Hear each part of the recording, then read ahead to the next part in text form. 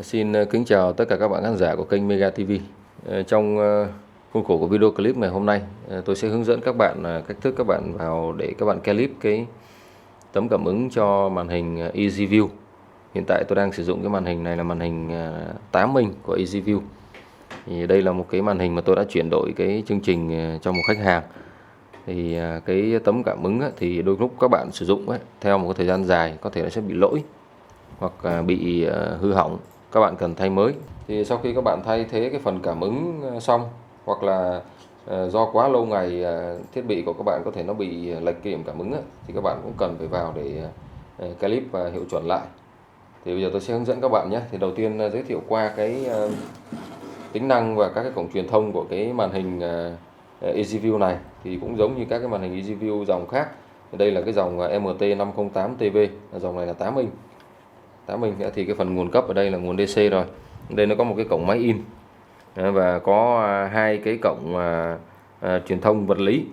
Thì ở trên đây các bạn có thể sử dụng cùng lúc hai thiết bị.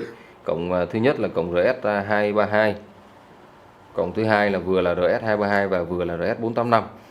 Và trong đây nó có các cái switch từ số 1 đến số 4 và một cái nút là nhấn reset.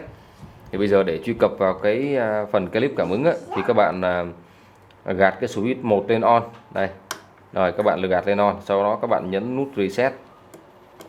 Thì màn hình nó sẽ khởi động lại để truy cập vào phần tút clip cho các bạn. Rồi đây các bạn thấy nó hiển thị lên các cái điểm dấu cộng đây, thì các bạn chỉ cần nhấn vào các cái điểm này thôi. Thì bây giờ tôi sẽ nhấn theo cái vị trí mà cái màn hình nó hiển thị nhá. Rồi thông thường là sẽ là 5 vị trí.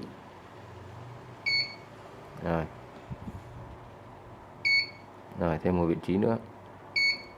Rồi đấy là quá trình clip đã xong. Thì các bạn nhấn vô cái nút xanh này và nhấn thêm một lần nữa vô giữa cái màn hình để truy cập vào cái phần runtime, tức là chương trình mà mình đã cài đặt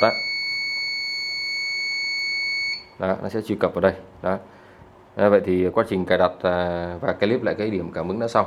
Nếu các bạn cần hỗ trợ về thiết bị, sửa chữa hay là nâng cấp hay upload chương trình, bẻ khóa bắt buộc, các bạn có thể truy cập vào website www.bientần365.com hoặc để lại comment dưới video. Chúng tôi sẽ sắp xếp và trả lời các bạn trong thời gian sớm nhất. Chúc các bạn mọi điều tốt đẹp và hẹn gặp lại những video clip tiếp theo.